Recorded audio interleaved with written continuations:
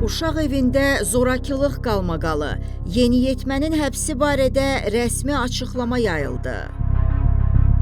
Baş Prokurorluğun mətbuat xidmətindən reportun sorğusuna cavab olaraq bildirilib ki, paytaxtın Xətai rayonunda fəaliyyət göstərən 3 saylı uşaq evi sosial xidmət müəssisəsində 14 yaşına çatmayan şəxsə qarşı seksual xarakterli zorakılıq hərəkətlərinin törədilməsi faktı ilə bağlı başlanmış cinayət işi üzrə Məhəmməd Hacıyev Cinayət Məcəlləsinin 150.3.3 maddəsi ilə cinayət məsuliyyətinə cəlb edilib və iş üzrə ibtidai istintaq yekunlaşdırılaraq ötən il dekabrın 9-da ittiham aktı Xətai rayon prokurorluğu tərəfindən təsdiq edilməklə baxılması üçün Bakı Ağır Cinayətlər Məhkəməsinə göndərilib. Təqsirləndirilən şəxsə qarşı irəli sürülən ittiham məhkəmə istintaqı zamanı tədqiq olunmuş sübutlarla öz təsdiqini tapdığından bu il sentyabrın 23-də məhkəmənin hökmü ilə o 10 il müddətinə azadlıqdan məhrum etmə cəzasına məhkum edilib. Təqsirləndirilən şəxs və onun müdafiəçisinin hökmdən qanunla nəzərdə tutulmuş qaydada aidiyyatı üzrə yuxarı məhkəməyə şikayət etmək hüququ var.